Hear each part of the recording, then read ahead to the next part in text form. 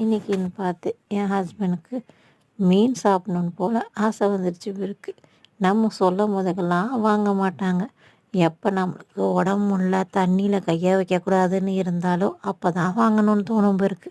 ஒரு பக்கம் மீனானம், ஒரு பக்கம் மீன் சிபியான், ஒரு பக்கம் மீன் பொரிச்சாச்சு, ஒரு பக்கம் எறாவும் பைத்தங்காவும் போட்டு பெரட்டலும் பண்ணியாச்சு.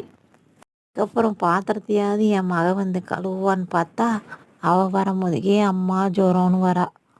அதுக்கும் ஆப்பான்ட்டு அதுக்கப்புறம் பாத்திரத்தையும் விளக்கியாச்சு. துணி வேலை ஒரு பக்கம் அதையும் முடிச்சாச்சு. மாத்திரை போட்டிருந்தனால பசியுமே வந்துடுச்சு. வர உருப்படியெல்லாம் லேட்டாக தான் வரும், அதனால் சீக்கிரமே சாப்பிட்ருவோம் மாத்திரையை போடணும் அப்படின்ட்டு கொஞ்சமாக குழம்ப ஊற்றி சிபியானு தான் ஊற்றினேன். அதுக்கப்புறம் 2 மீனும் வச்சு பைத்தங்காயவுமே வச்சு ஆன மீனையும் எடுத்துக்கிட்டு கொஞ்சமாக சாப்பிட்டேன். சூப்பராக இருந்துச்சு சிபியான்.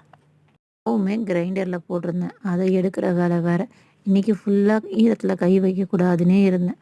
ஆனால் எப்போ முடியலையோ அப்போ தான் நிறைய வேலை வரும், ஈரத்துலேயும் இருப்போம்.